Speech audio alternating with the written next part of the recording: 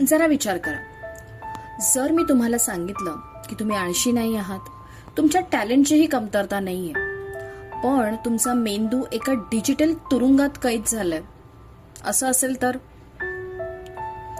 सकाळी डोळे उघडल्यापासून ते रात्री झोपेपर्यंत तुम्ही तुमच्या निर्णयांवर नाही तर एका केमिकलच्या तालावर नाचताय, ज्याचं नाव आहे डोपामाइन. हे केमिकल तुम्हाला इतकं हाय करतंय की सध्या सुखाची चव तुम्ही विसरून गेलात. तुम्हाला वाटतंय की तुम्ही फक्त रील स्क्रोल करताय, पण खरं तर तुम्ही तुमच्या आयुष्यातील सर्वात मौल्यवान संपत्ती म्हणजे एकाग्रता कचऱ्यात फेकताय. आजचा हा व्हिडिओ एक सामान्य बुक समरी नाहीये, तो तुमच्या मेंदूला हॅक करण्याची आणि त्या तुरुंगातून बाहेर पडण्याची गुरुकिल्ली आहे. मी आहे मधू आणि आज आपण डोपामाइन डिटॉक्स या पुस्तकातून असे काही सत्य बाहेर काढणार आहोत जे ऐकून तुमचे डोळे नक्की उघडतील.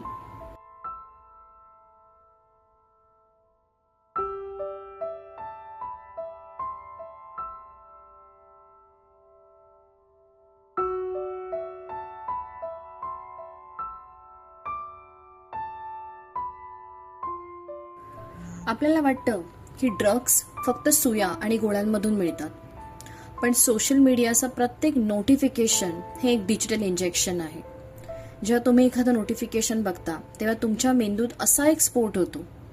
प्रॉब्लेम हा नाही की तुम्हाला आनंद मिळतोय, प्रॉब्लेम हा आहे की तुमचा मेंदू आता नॉर्मल आनंदाला ओळखतच नाहीये. म्हणूनच तुम्हाला पुस्तक वाचताना कंटाळा येतो, पण मोबाईलवर 3-3 तास सहज निघून जातात. लेखक इथे एक धक्कादायक गोष्ट सांगतात.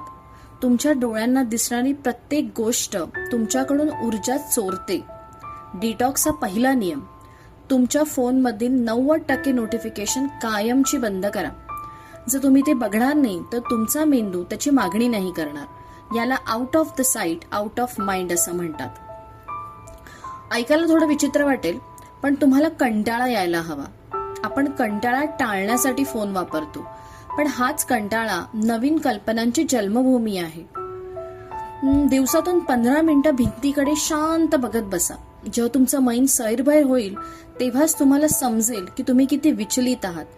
ही शांतता तुम्हाला तुमचे ध्येय स्पष्ट दिसायला मदत करेल. जर तुमची परिस्थिती गंभीर असेल तर लेखक सुचवतात 48 तास पूर्णपणे ऑफलाईन जा. इंटरनेट नाही, व्हिडिओ नाही, गाणी नाही, फक्त तुम्ही आणि तुमची डायरी. हे तुमच्या मेंदूच्या डोपामाइन रिसेप्टर्सला रिसेट करतं.